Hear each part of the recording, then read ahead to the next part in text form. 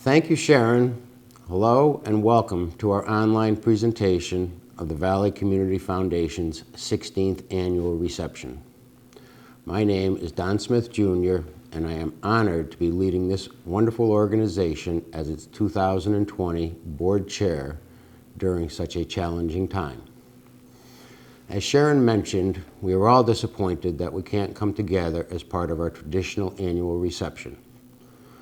For more than a decade and a half now, we have been bringing members of the community together to welcome those who establish new funds and celebrate your community foundation's important work here in the Valley and the surrounding region.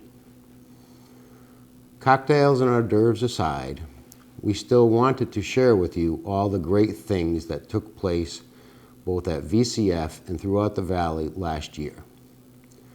Since social distancing guidelines restrict us from gathering in person, we hope you will enjoy this collection of video clips that will recap some of the accomplishments of 2019. But before I talk about some of last year's high notes, I want to thank my colleagues on the board for entrusting me with the responsibilities of board chair and the VCF staff for that behind-the-scenes work you do for us on a daily basis. Year after year, you are finding new ways to move this organization forward, and for that, we are especially grateful. Thank you. Our board, as well as many others, were all deeply saddened by the sudden passing of our friend, colleague, and fellow board member, Jim Hodge. Jim was chairman of our governance committee and was in the process of leading this year's annual retreat. The topic, diversity, equity, and inclusion, or DE&I, a topic close to Jim's heart and a new chapter here at VCF. Jim developed a reputation for being committed to everything that VCF was trying to achieve in the community. Jim's passing is, without a doubt, a loss for us all, and I would like to observe a moment of silence in his honor. Thank you. Back in January, we welcomed new board members Diane Stroman and Nancy Valentine, both of whom are pillars of the Ansonia community. We are thrilled that Diane has returned for a second term of service and look forward to Nancy's leadership abilities. Last fall, we welcomed well-known Shelton resident Alita Miner to the board. Since day one, each of these ladies have been a tremendous asset to our board.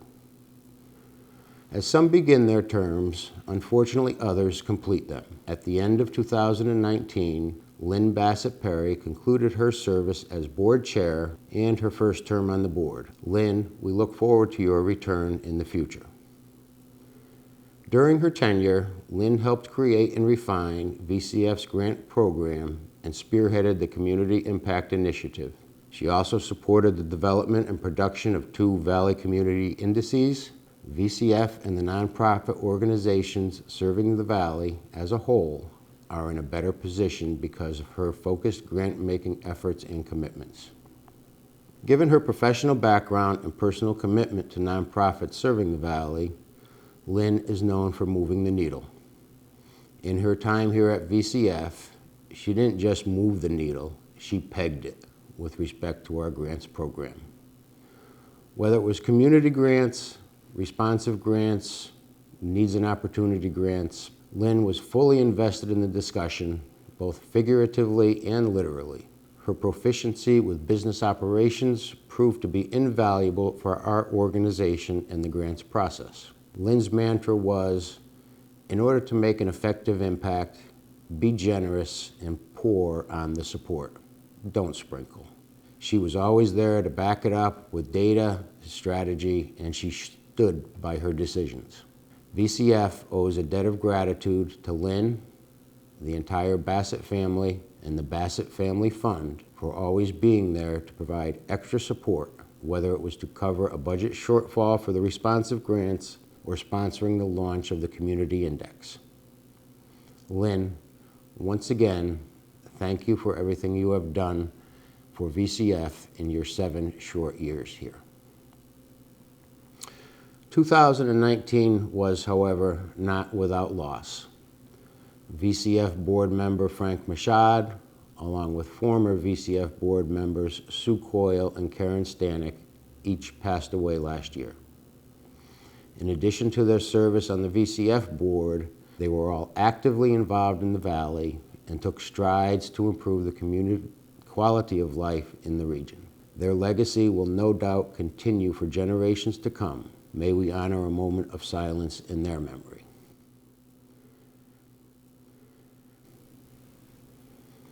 Thank you. Now for some highlights and accomplishments from last year.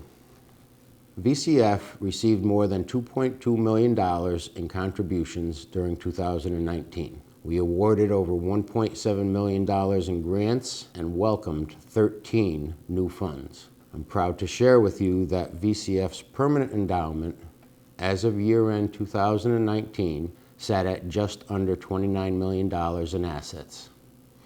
An incredible accomplishment by all of those who have supported this great organization since its establishment in 2004, and a testament to the vision of those who founded VCF. I don't think they could have ever dreamed of how far we have come in such a short period of time.